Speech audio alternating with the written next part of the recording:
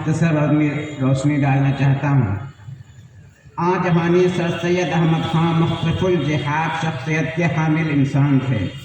ایک جانب جہاں وہ پیغام برے تعلیم، مفکر، مدبر و مصلح قوم تھے، وہیں بہترین انسان، بیدار مغز مسلمان اور عظیم محب وطن تھے۔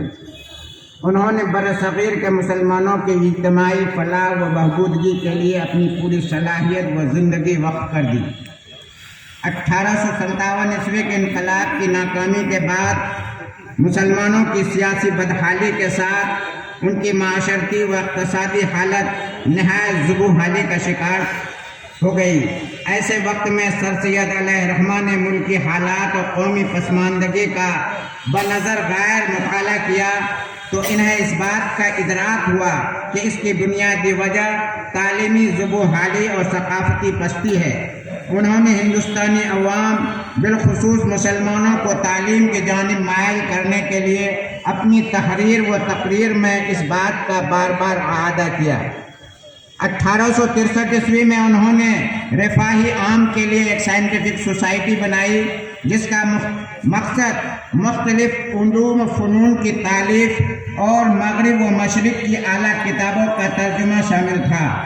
1864 عیسوی میں سر سید علی گڑھ پہنچے اور اپنے مشن تعلیم کے فروغ کے لیے انسٹیٹیوٹ گزر نکالا۔ 1870 عیسوی میں رسالہ تہذیب الاخلاق جاری کیا۔ ان کے اخبارات و رسائل کا مقصد قوم کے اخلاق و کردار کی اصلاح، ان میں تہذیب و شائستگی اور قومی عزت کا احساس پیدا کرنا، جدید طریقۂ عمل سے روشناس کرنا اور ان کی جانب راغب کرنا، اردو میں قوم کے افکار و خیالات کو پیش کرنا اور بہترین ترجمان بنانے کی کوشش کی۔ 1875 عیسوی میں مدرسۃ العلوم قائم کیا۔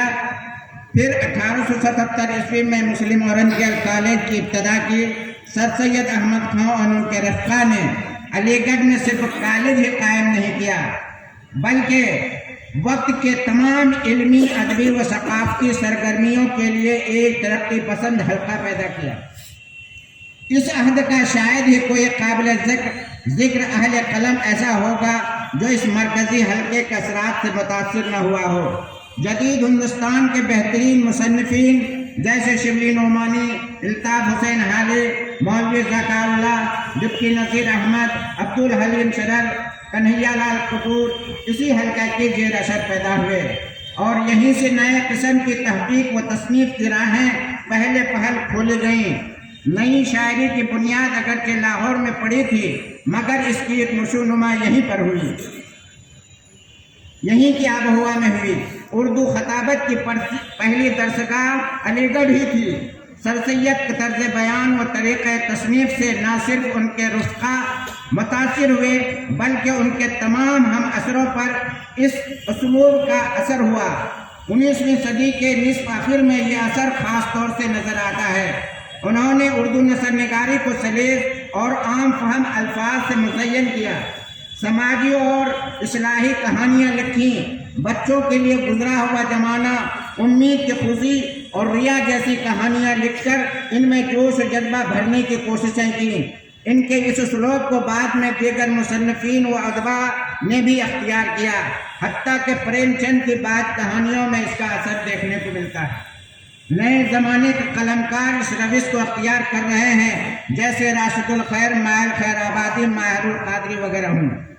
1857 عیسوی کے بغاوت کے بعد مسلمانوں کی زبوں حالی و قسم پرسی سے سر سید حد درجہ غمزدہ تھے اور انگریزوں کی نظروں میں مسلمانوں کی شبیہ صاف کرنے کے لیے انہوں نے اسباب بغاوت ہند نامی کتاب تحریر کی۔ اس کے ساتھ ہی مسلمانوں کو جدید تعلیم کی جانب مائل کرنے کی کاوش شروع کی۔ اس کے لیے کمیٹی خواستگار تعلیم ترقی کی تشکیل کی، انگلینڈ کا سفر کیا اور MAO کی بنیاد ڈالی جو بعد میں علی گڑھ مسلم یونیورسٹی کی شکل میں آب و تاب کے ساتھ چمک رہا۔ 1857 عیسوی کے بعد سر سید کے افکار و خیالات و طرز تحریر و تخاطب قوم کی اصلاح، تعلیم و فلاح بہبودگی پر مبنی ہے، مگر اس سے قبل ہی 1840 عیسوی میں محض 23 سال کی عمر میں تحریر و تصنیف کا ذوق ان میں پیدا ہو چکا تھا۔ سر سید رحمت اللہ علیہ نے 1840 عیسوی میں فارسی میں ایک تاریخی کتاب جام لکھی، جس میں تیمور لنگ سے لے کر بہادر شاہ ظفر کے حالات مرتب کیے۔ 1842 عیسوی میں پہلا مذہبی رسالہ جلاء القلوب و ذکر المحبوب شائع کیا۔ 1847 عیسوی میں مشہور کتاب آثار الصنادید تحریر فرمائی، جس میں دہلی و دیگر مشہور مقامات و عمارات کے طرز تعمیر و تزئین پر روشنی ڈالی۔ 1849 عیسوی میں رسالہ کلمۃ الحق، 1850 عیسوی میں رسالہ سنت در رد بدعت کی تکمیل کی۔ 1852 عیسوی میں دہلی کے 202 فرما رواؤں کے حالات پر کتاب سلسلۃ الملوک تحریر کی۔ 1853 عیسوی میں امام غزالی رحمۃ اللہ علیہ کی کتاب کیمیائے سعادت کے ابواب کا ترجمہ کیا۔ بعد ازاں انہوں نے قرآن پاک کے بعض صورتوں کے تفاسیر، تزک جہانگیری، آئین اکبری جیسی تصانیف مرتب کی۔